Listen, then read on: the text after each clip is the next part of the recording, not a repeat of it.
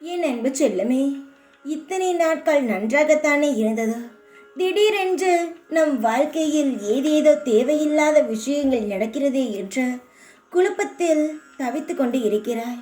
இந்த விஷயங்களிலிருந்து நான் எப்படி தப்பிக்கப் போகிறேன் என்று ஏதேதோ கோவிலுக்கெல்லாம் ஏறி இறங்குகிறாய். திடீரென்று உன் வாழ்க்கையில் வந்த சறுக்கல் எது தெரியுமா? வயதானவர்கள் தானே நம் வாழ்க்கைக்கு நல்லது தானே சொல்வார்கள். அவர்கள் எது சொன்னாலும் அவர்கள் வாழ்க்கையில் நடந்தது எப்படியோ அதை சரி செய்யத்தானே நமக்கு உதவி செய்வார்கள் என்று உன் வாழ்க்கையில் நடந்த எல்லா கஷ்டங்கள் சந்தோஷங்கள் எல்லாவற்றையும் அவரிடம் பகிர்ந்தாய். அந்த வயதான பாட்டி செய்த வேலைதான் இது. என் தங்கமே, உன்னுடைய வாழ்க்கை நன்றாக இருக்கக்கூடாது. உன் வாழ்க்கையில் நீ மேலும் மேலும் வளர்ந்து கொண்டே இருக்கிறாய். நம் பிள்ளைகளுடன் அவர் மேலே ஏறி விடுவாளோ என்ற பயத்தினால் உனக்கு இந்த வேலையை அவள் செய்துவிட்டாள். முன்னேறக்கூடாது என்பதற்காக சில தேவையில்லாத விஷயங்களை செய்து கொண்டு இருக்கிறார்.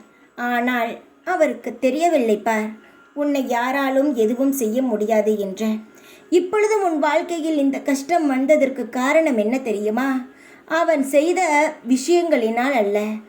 நான் யாரையாவது புரிந்து கொள்ள வைக்க வேண்டும் என்றால் உனக்கு சிறு குழப்பங்களை தருவேன். அதுபோலத்தான் இந்த ஒரு பெண்ணை நீ புரிந்து கொள்ள வேண்டும், அவரிடமிருந்து ஒதுங்க வேண்டும் என்பதற்காகத்தான் இப்பொழுது சிறு சறுக்களை உன் வாழ்க்கையில் கொடுத்தேன்.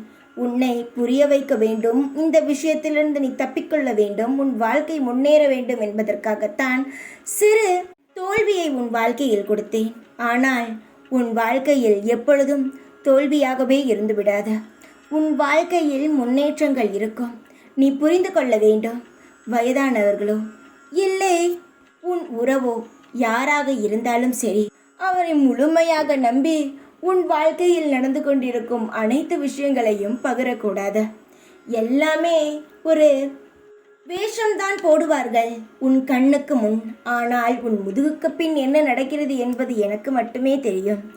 இனி யாராக இருந்தாலும் சற்று விலகி இருந்து உன்னுடைய வாழ்க்கையை யாரிடமும் சொல்லாமல் சந்தோஷமோ கஷ்டமோ எதுவாக இருந்தாலும் உன் குடும்பத்திற்குள் வைத்துக்கொள். என் தங்கமே, யாரை பற்றி சொல்கிறேன் என்று இப்பொழுதே உனக்கு புரிந்திருக்கும். ஒதுங்கி ஏறு. உன் வாழ்க்கையை யாரும் எதுவும் செய்ய முடியாது. உன் வீட்டு வாசலை நன்றாக கூட்டி அதில் இருக்கும் சிறு மண்ணை எடுத்து அதை வைத்து உன்னுடைய குடும்பம் முழுவதும் சுற்றி போடு. உன் வாழ்க்கை முழுவதும் சந்தோஷமாக இருக்கும். எதை பற்றியும் கவலைப்படாதே. நான் இருக்கிறேன். தைரியமாக இரு. எப்பொழுதும் உன் கூடவே இருப்பேன் நான். ஓம் சாய்ராம்.